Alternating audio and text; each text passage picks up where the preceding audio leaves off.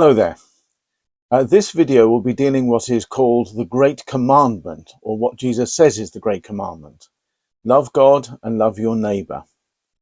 Love of neighbour is ingrained in our society. There was even a sitcom in the 1970s in the UK called Love Thy Neighbour. It dealt with race relations in rather a clumsy way, and it certainly did not deal with the God of love or the love of God. We've now produced 5 videos on discipleship, the issue we are focusing on this year.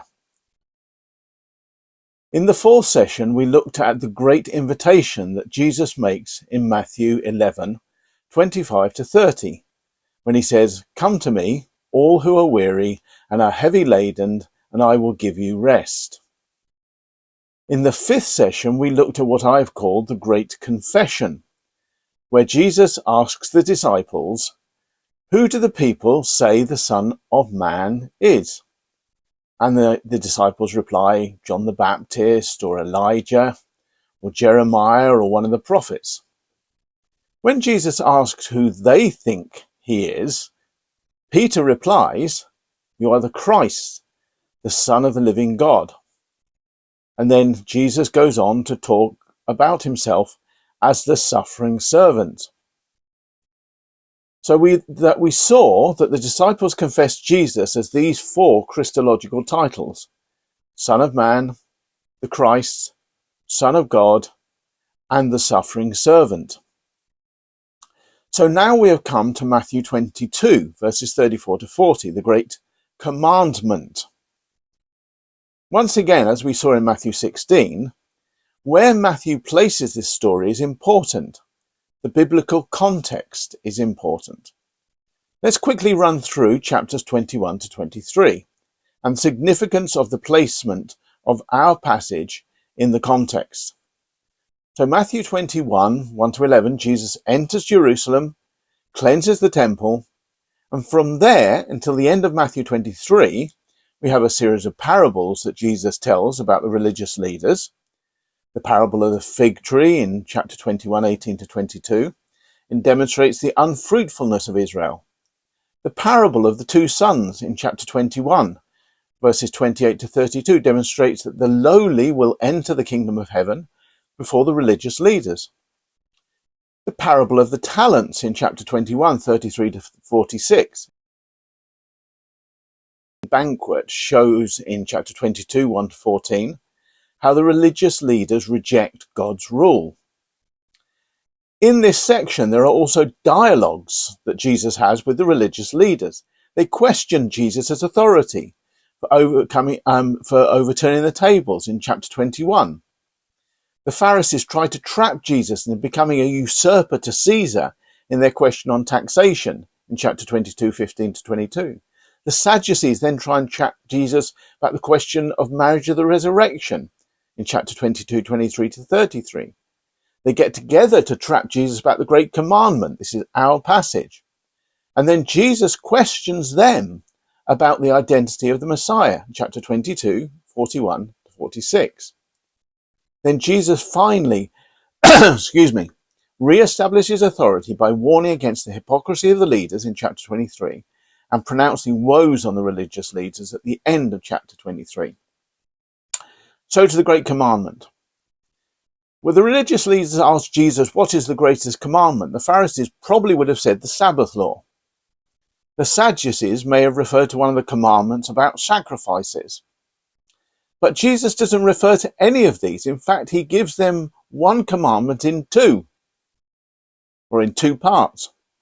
He mentions Deuteronomy 6, 4 and 5, and Leviticus 19, verse 18. Now, Deuteronomy 6, 4 and 5 is known as the Shema, from the Hebrew word hear, hear, O Israel. Even more strongly, listen, Israel. What Moses is about to say is of utmost importance. Shema is not a passive thing, but to listen up and to act. And these verses in chapter 6 of Deuteronomy contain the most important confession of Israel, the phrase that every Jewish man will say at the point of death. The most important creed of Israel on their lips at the end of their life. Hear, O Israel, the Lord is one. Now, the literal words of this are Yahweh, our God, Yahweh one. In Hebrew, Yahweh Eloheinu, Yahweh Ehad. Rather than a philosophical monotheism, i.e. there's no other gods, it probably means that Yahweh is one, indivisible. He's interested in the whole of life. And the subsequent verses demonstrate this, as we will see. So we have this creed, but for the Hebrews, every statement of belief needs a response. So clearly the response here is to love the Lord your God. There's no contradiction between the Old and New Testaments here. Old Testament not about law and New Testament about grace. For us as Christians, we can reflect upon this statement about love. Jesus says that God is love. Love is central. The Old Testament bears witness to this. We are to love the Lord our God. That's the Old Testament. And clarified in the New Testament because, as John says, God is love. Love, however, is not a feeling but an action. This love for God, your God, is active. And the rest of the passage in Deuteronomy 6 demonstrate this very clearly. This love of God is every part of our lives. Firstly, we are to love God with every part of our being, heart, soul, strength. This encompasses the whole of human existence. The heart is the seat of the will, not the emotions. The soul, the nephesh, describes everything that makes you live, your life breath, if you like. The word used in Leviticus 17 to describe how the Israelites cannot eat the blood because it contains the nephesh, the life. The soul is the life force. The soul here is not the idea of the bit of us left after death, but it's our very being. And strength means literally much. So love the Lord your God with all your much, with everything that makes you strong, with everything. Love the Lord your God with your will, your life force, and everything that makes you strong. That is everything. Jesus speaks, though, of the heart, soul, and mind. Now, this is what the Greeks considered all of human beings being. So this love is with all of our life. And this love needs to be handed down to the children, the next generation. You shall teach this to your children. Passing of God's love and his values held in a law. So how do we do this? Well, they were told to speak constantly about it. Sitting in the house, walking by the way, when you lie down, when you rise. Sitting in the house and walking by the way, wherever you are, speak about God's love and his law. When you lie down, when you get up, speaks of whatever time of the day we speak about God's love. And of course, remember that the Israelite day began in the evening, so the lying down comes before the rising. So wherever you are, whatever time it is subject to God's love. Family life, the most important foundational part of the education of children, should be shot through with God's love. The passage turns to the reminders. It tells Israelites they should remind themselves of God's love by tying parts of the law on their hands and between their eyes. Everything a person does with their hands should be done in the light of God's love. To tie the law on your forehead in the NIV, it's literally tie the law between your eyes. So everything you see should remind you of God's love. It's demonstrated in the law. So everything we do and everything we see should be done in the light of God's love and our reciprocating love for God. So this is part of the Great Commandment. And the passage moves on to social life. Nail the law to your doorposts. The whole family must understand this. Not the Western normal cellular family, mum, dad, 2 kids, a dog. But the biblical family was much more an extended family. grandparents, parents, children, cousins, uncles, aunts, slaves, workers, servants, animals. That was the whole of the family. So nailing the law to the doorpost of the house reminded the family of God's love and their responsibilities to reciprocate that love. So the way the family treated one another, especially the most vulnerable, slaves and animals probably, was to be done in the light of their love for God and his values in the law. And finally, nailing the law to the gates of the city reminded them that God's love expressed in the law was to guide their social and political lives. The gate of the city was where decisions were made.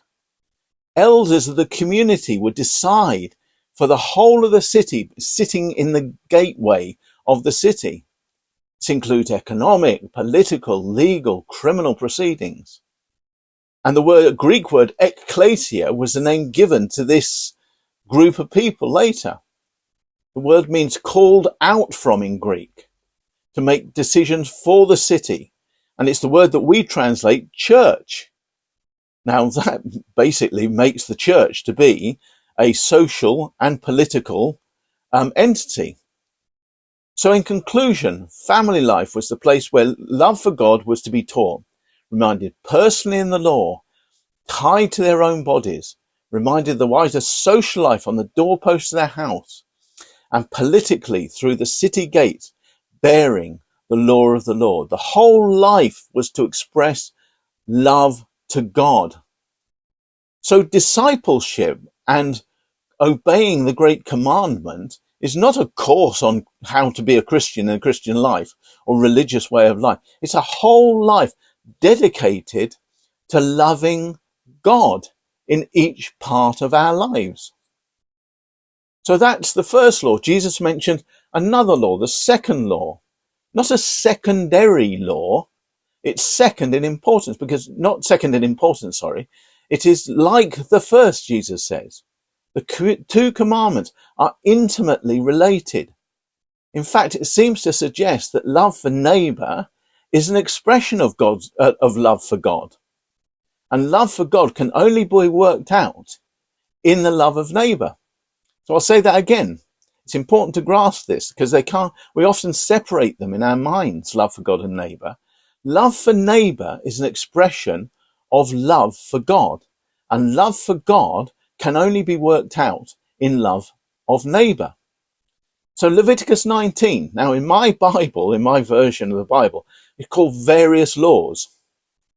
Now bear in mind that these titles are not part of the original scriptures. They're added by the people who published the Bible, different parts, publications of the Bible. Various laws, it's a pretty poor title for such an important passage that Jesus quotes as the greatest commandment. Verse 18, love your neighbor as you love yourself. Now, there's so many different laws in this about vengeance, not holding a grudge. It's necessary to do this. And you can quite easily separate these sentences. In fact, it seems more logical. All the other laws are standalone phrases. Love your neighbor as you love yourself is the overarching instruction, of which all the other laws are an expression. It's absolutely essential we recognize the theological basis for all of these laws. They're not simply a list of random laws unrelated to anything but themselves. The unifying phrase is, I am the Lord, or I am the Lord your God, or variants of the phrase. Scattered throughout this passage, we have these phrases, verse 2, 3, 4, 10, 12, 14, 18, 25, 28, 30, 31, 32, 34, 37. These are all dealing with the Lord your God. The subjects that dealt with, some of them are clearly from the Ten Commandments in Exodus 20 and Deuteronomy 5, but others less so. Burnt sacrifices, what to do with a dead body, gleaning, paying wages, caring for those with disabilities, vengeance, holding grudges, mating animals, planting seeds, clothing, treatment of vulnerable slave girls, freeing slaves, fruit trees, divination, cutting, tattooing for idolatry, treatment of daughters, use of mediums, the aged, the stranger, using honest weights in the market. These are some of the laws that are given in the light of love for neighbour. And the reason is the Lord is God. The Lord is your God. So this is the special name, the Lord, given in Exodus 3:14. The Lord, Yahweh, is interested in the smallest detail of the way we act. And it's instructive to study the people who benefit from keeping these laws. Mainly seems to be those who are vulnerable. So here's the great commandment. Jesus is mentioning it in Matthew 22.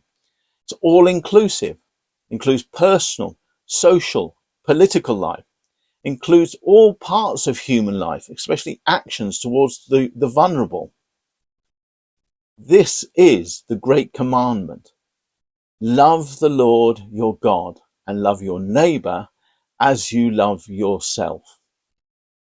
I hope this is helpful. I know it's been quick, but it's useful to go back and have a look again at these two passages and see what they say about our discipleship. What we are to obey because of the love of the Lord and because the Lord is God. Thank you for listening. Goodbye.